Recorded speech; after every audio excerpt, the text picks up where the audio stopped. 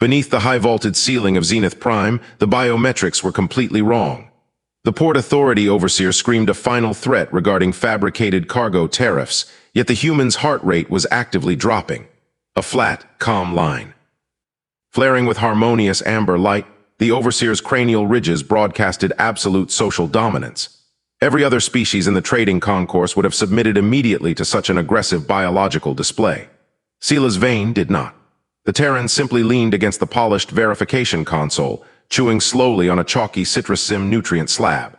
With methodical slowness, his thumb traced a jagged, vertical scratch etched deep into the casing of his datapad.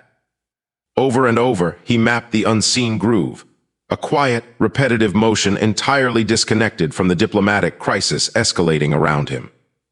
From his terminal behind the primary processing desk, Xyler recorded the interaction. As a junior registry clerk, his own ridges flickered a pale, submissive green. He reviewed the Terran's vital signs again. The data remained impossible. Seela's wasn't just ignoring the extortionate fees levied against his ship, the Wayfarer. He was resting. What happened next on the ritual dais? I wish I could say it ended there. Stay close. Outside the administrative canopy, a much larger gathering commanded the station's attention. The central plaza had been cleared for a severing ceremony. For the Luminari, social rejection was a literal physical deterioration. Deprived of communal harmonic validation, their luminescent ridges would darken, calcify, and eventually necroticize. It was a biological feedback loop designed to ensure absolute conformity. Without a bonded network, a Luminari simply withered into a husk. Standing alone on the raised obsidian dais was Kalith of the High Spire. Her cranial ridges were already a dead, ashen gray. 300 males of her caste stood in perfectly aligned concentric circles around her, publicly broadcasting their harmonious rejection. Despite the immense psychological pressure, she did not collapse. Kalith kept her arms at her sides, her hands open-palmed and perfectly still. To Xyler's cultural understanding, this rigid posture was the ultimate display of absolute submission. Watching from the console, he noticed Seela's had stopped tracing the scratch. The human was staring directly at Kalith's open hands. The clerk immediately assumed the Terran was running a reciprocal assessment, calculating her bottom-tier manual labor value to offset his newly incurred port debts. Archarbiter Thrun projected his voice across the plaza, his ridges burning a brilliant, blinding gold. "The collective finds no resonance in this unit," the elder pronounced, his tone dripping with melodic condescension. "Therefore we return her to the void. She is unbound. She is the hollow." At the terminal, the overseer slammed a crystalline fist onto the desk. He demanded an immediate transfer of credits, promising to sever all Terran mandate trade routes through the sector if the human refused. Seela's finally looked up from the datapad. "Keep the cargo," Seela's said. His voice carried the dry, mechanical flatness of a recycled air vent. "I'm voiding the manifest." Before Xyler could process the financial suicide of that statement, the human pushed off the console. He walked away from the negotiation entirely. With heavy, deliberate steps, Seela's moved straight toward the restricted obsidian dais. Across the polished obsidian echoed the heavy Terran boots. The concentric rings of Luminari males parted automatically, their biological programming unable to process this physical intrusion into a spiritual condemnation. From the terminal, Xyler tracked the human's trajectory. The biometric data remained terrifyingly stable. Stopping at the exact edge of the sacred boundary, Seela's paused. He pulled the remaining half of the chalky citrus sim slab from his stained jacket pocket. The dry, flavorless ration he chewed and swallowed without a single change in facial expression. He stepped onto the glowing dais.